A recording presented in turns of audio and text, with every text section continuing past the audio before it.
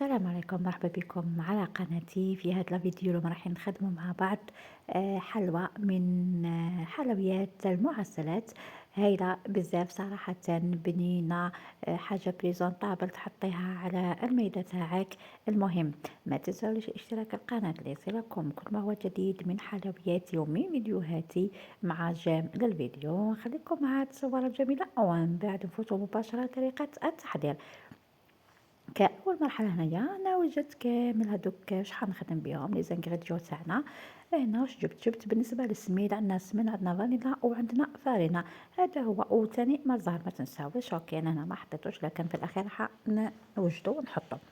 المهم واش غنقول لكم درك هنايا بالنسبه للسميد. السميد يكون متوسط الحجم. راح ندير 3 كيسان سميد مع كيله سمن، ولا 3 كيلات مع كيله. المهم انا راح ندير 3 كيسان سمن مع كاس، عفوا 3 كيسان سميد مع كاس سمن. اوكي السميده كتشوفوا فيه راهو يكون متوسط الحجم. واش حنزيدو نضيفو؟ حنزيدو نضيفو ملعقه فانيلا، نضيفو ملعقه صغيره فانيلا. ومن بعد حنزيدو نضيفو بالنسبه للفرينه، هنا راح نضيف لكم نصف كيله فقط، نصف كيله اللي هي تجيكم واحد 3 ملاعق فقط تاع الفرينه. اذا خدمتو يعني كاس متوسط، اذا خدمتو كاس كبير يعني المهم قيسوا نص الكيله تاع الكاس اللي رايحين تخدموا به، ولا نص كيله تاع البور راح تخدموا به. نخلطوا كامل هذيك الفرينه مع السميد مع الفانيلا.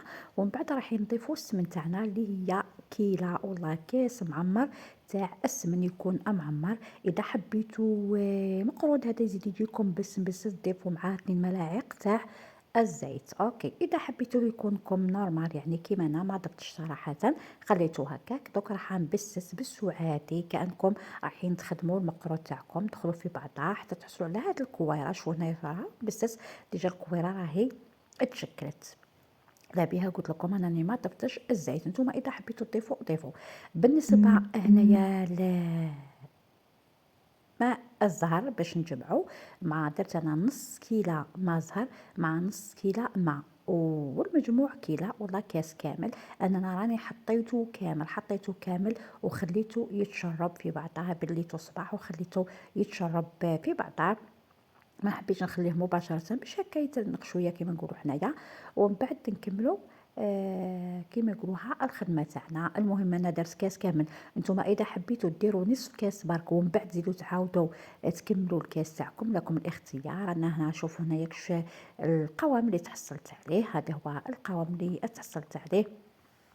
هنا شوفوا راهو جاري شويه، خاطرش من بعد راهو يزيد يشرب. اوكي راهو من بعد يزيد يشرب لكن ما يشربش بزاف، خاطرش انا حطيت الكيله كامل.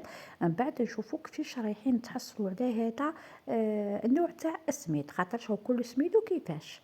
وعن بالكم تاني باللي السميد راهو يشرب. نخليوه يريح لنا ومن بعد نجيو للحشو. بالنسبه للحشو هنايا انا درت هنا لوز، درت لوز بيه بقشورو لا محمص لا والو، بيه الجوز حطيت حبات فقط صراحه. ما حبيتش نكثر الجوز. هنا شحال ندير راح نرحيه. دوك هنايا انا حنرحي ساعه نص كيله الاولى. نتوما اذا كان الروبو تاعكم كبير ديروا رحيو مره واحده. انا هنايا روبو راهو صغير فقط، نستعملوا فقط الاشياء الصغيره. راح نخدم به نرحي به يعني النصف الاول وبعد النصف الثاني. وانتم اذا كان الروبو كبير ارحيو مره واحده، ما تقعدوش تحطوا وتنحيو. دونك شوفوا هنايا هذا هو القوام اللي تحصلت عليه. ها هذا هو القوام، يعني كي ترحيوه ماشي ترحيوه تاني كيما نقولوا حنا رطب بزاف، لا خليوه كيما نقولوا حنا فيه شويه الروح. ومن بعد شحال نزيد نضيفو؟ راني زدت رحيت الثاني هنايا. شحال نزيد نضيف؟ بالنسبه فقط حاجه وحده هنا، النقطه هنايا ما شفتوهاش معايا، واللي هي بالنسبه للسكر. السكر ثاني لازمكم ترحيوه مع، درت اللوز وجوز 200 غرام والسكر 65 غرام، رحيته كامل مع بعضها. اوكي انا هنايا النقطه راهي خرجت لي. اوكي راهي النقطه خرجت لي. ضفت ملعقه تاع الزبده ومن بعد راني هنايا بلوه بالماء الزهر فقط. هنايا بالنسبه للمكسرات رحيوها بها، رحيو الساعه المكسرات وحدها كما شفتوني. ومن بعد دخلوا 65 غرام من السكر، رحيو مع بعضها باش يجيكم يتعسل، باش هذاك الحشو تاعكم شوفوا هنا كيفاش خرج. هكا هذا هو القوام اللي يخليوه هكا بيسكو من بعد او ما يشرب لكمش بزاف، ما يشربش يعني بزاف من خاطر فيه الجوز قليل. شوفوا هنا العجينه اللي قلت لكم عليها قلتلكم عليها راهي ما تشرب لكمش بزاف صراحه. كون حبيت ما ضفتش يعني ماء الزهر، انا فقط يعني حبيت نضيف. حطيت يا ربي قليل فقط، ما حطيتش بزاف صراحه، خاطرش العجينه راهي مليحه بكيله. حطيت يا ربي كيما نقولوا حنا مغرف برك كبيره تاع ماء الزهر، باش هذيك القشوريه اللي تشكلت برك من الفوق. شوفوا هنا هذا هو القوام. هذيك القشوريه اللي تشكلت من الفوق برك شغل نشف هكا، حطيت فقط ملعقه باش ندخلوا في بعضاه. صراحه هي كيله تكفيكم. بالنسبه للحشو تاني شوفوا هنا خليناه يريح، ما زدنا ضفنا له والو. هذا هو القوام اللي تحصلوا عليه، ما تزيدوا ما تنقصوا ما ديروا جريمه والو. هذا هو القوام، اخدموا كيما راني نقول لكم. هنا داك شحال ندير، نوزن انا وزنت العجينه 45 غرام، العجينه وزنوها 45 غرام، والحشو ديروه 20 غرام، هكا تخرج لكم النتيجه مليحه. خاطر شكون ديروا مثلا 50 والحشو شويه 25 راح يطلع لكم العجينه تجيكم كبيره الحبه. لكن اخدموا هذا الوزن، راح يخرج لكم نتيجه يعني قد. بالنسبه للقوالب هذوك ولا هذوك لي سارسو هادوك، دوك هنايا شحال ديرو نتوما. بالنسبه للمول هذاك، المول هذاك اوزنوا القطر تاعو اذا كان 6 سنتيمتر، يعني اعرفوا بلي هذا هو الوزن اللي يخرج عليه. اوكي، ان شاء الله هذه النقطه فقط فهموها. اوزنوا القطر تاعو اذا كان 6 سنتيمتر، ديروا 45 على 20. هنا نكور انايا كامل الحبه تاعي. كوروا نتوما ساعه كي يكون عندكم الوقت، كوروا كلش مره واحده. ديروا العجينه منا وديروا الحشو منا. العجينه غطوها بكاش ساشي عندكم، والحشو كيما نقولوا حطوه في صحن كيما هكا وغطيوه. والله المهم دبروا راسكم. اذا كان سورتو اذا كان عندكم المعونه يعني ما تغطيو ما والو، اخدمي طول. اما اذا كنتي ما عندكش اللي يعاونك غطي احسن باش ما ينشفلكش، باش سورتو العجينه تاع سميت كيما تعرفوا تاع مقروط ولا ديك خير العجينه تمتم تنشف. المهم غطيوها. اذا كان عندك اللي يعاونك يعني خدمي طول، واذا كان عندك هادو لي مول بزاف خدمي كيما تحبي. دوك شحال ندير، حنكور هنايا نزيد نكمل نكور مليح هكا كيما راكم تشوفوا فيا انايا. ومن بعد شنو غندير، هادو هما لي مولي قلت لكم عليهم، انا شرحت لكم النقطه قبل. وزنوا 6، القطر تاعها 6 سنتيمتر، اذا كان 6 سنتيمتر ديروا 45 على 20 الحشو.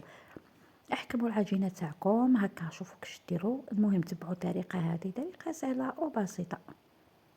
نحاول درك شوفوا هنا العجينه كش ريحت، كي ريحت لنا مليح. وانا خدمتها يعني صراحه شغل خدمتها ماشي بزاف، يعني ريحت لي. لو كان خدمتها يعني ريحات وباتت، كي يقولي عندك الوقت خليها تبات لك نورمال، بات زيدي تروبوزي مليح. درك كيما انا هكا راني حشيت بها، دوك نزيد نحاول كش نكور هكا. كوروا هكا باليد باش تجيكم العجينه، والله تجيكم الحبه مستفه مليح. هذوك الحرف هذوك اللي تلقاوهم من تحت تاع التكوار كي نلموا العجينه حطوهم من تحت باش كي يطيبوا هكا.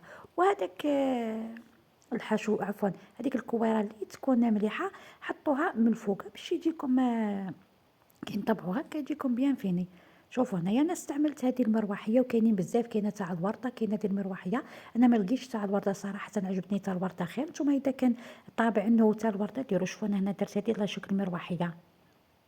تاني نقطه، اذا كان ما عندكمش هذا الطابع ديروا بالغطاء برك، ديروا بالغطاء وشكلوا اي غطاء عندكم تاع اي قرعه وشكلوا هكا شغل مروحيه. انا درت بالطابع هكا باش تجيني فينيا مليحه الحبه. لكن اذا يعني عندكم متوفر في يعني الحوانت ولا منين تسكنوا تاع الورده يجيكم هايل صراحه. تاع الورده جاني انا يعني عجبني صراحه شكل تاع الورده. لكن كيما تحتمتش عليا شريت هذا عادي، راهو ب7000 برك، مش حاجه يعني غاليه بزاف. درك انا راح نزيد نخدم معاكم الحبه الثانيه، نزيد نطبعوها. شوفوا الشكل، شكل يعني صراحة مليح هكا. دوك انا شو جبت معايا اللوز. اذا كان عندكم نوازيت هذاك زيدوا حطوا حبيبة في النص. انا ما عنديش، انا عندي برك اللوز، حطيت اللوز عادي.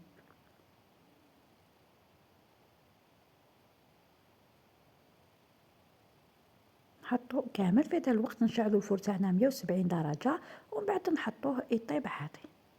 فقط حاجة وحدة 200 غرام من المكسرات تقابلها 65، ورحيوهم كامل مع بعضهم السكر مع المكسرات باش يجيكم معسل. هذه النقطة فقط خرجت لي على بها، حبيت يعني نزيد نعاود لكم باش تفهموا. رحيو المكسرات كي تترحى زيدوا ضيفوا لها 65 غرام من السكر ورحيوها كامل مع بعضها، ومن بعد بلوها ماء الزهر. درك حطيت كما قلت لكم هاو كاملها في بلاطو على 170 درجة. بعد ما طابت الحبه تاعي، شوفوا انا كيفاش طيبتها. طيبوها هكا، ما طيبوهاش حمراء بزاف، تكون حمراء بزاف او يبسلكم. يعني هذه النقطه لازمكم تنتبهوا ليها. وزيدوا ديجا رايحين تعسلوها ويزيد يحمر كيما المقرود عادي، كيما المقرود يا اخي. المقرود كيحرقوا الغرسي بس من داخل هكاك، هذا الحشو وما يبسلكمش، لكن الحبه يجيكم يابسه. المهم كي طيبوه طيبوه هكا شغل يميل للصفوريه فقط، ما طيبوهش تروحوا تحرقوهم بعد يجيكم يابس ومن بعد تقولوا الوصفه غير ناجحه. درك انا حطيت هذوك حبيبات في الصحن تاعي، راح نعطي لكم طريقه كيفاش تعسلوا وانتم عسلوا. يعني هذه هي الطريقه، يعني عسلوا هكا ديريكت، ما ديروا حتى طريقه. راهو سخون ديجا، راهو سخون يغلي. انتم حطوا العسل، عسل بارده هكا، ما تسخنوها ما والو. حطوا العسل وخليوه فيها، ومن بعد خليوه واحد 20 دقيقة هكا ونحيوه من العسل تاعكم. هكا نخليوه هكا ما تقيسوا ما والو، عسلوه هكا بهذه الطريقة 20 دقيقة وخليوه. شوفوا درك في الأخير هذه هي نتيجة الحلوى تاعنا. شوفوا صراحة يعني أنا المرة ما عجبتنيش المروحية، لكن بعد كي شفتها هكا وحطيتها وستفتها في الصحن جات يعني صراحة جا الشكل تاعها بريزونطابل وعنده واحد الشارم هايل بزاف. المهم هذه هي الحلوى تاعي وانتم الحبة تاعي، ان شاء الله يا ربي يعجبكم. هاد شوفوا انا تاني يعني ما رشقتش هذيك الحبه، خليتها تاني هكاك من الفوق. المهم لكم الاختيار، زينوا كيما تحبوا. في الاخير شحال نقول لكم، ما تنساليش الاشتراك في القناه ليصلكم كل ما هو جديد. شوفوا هنا كي قسمنا الحبه. وسلام، تحياتي للجميع.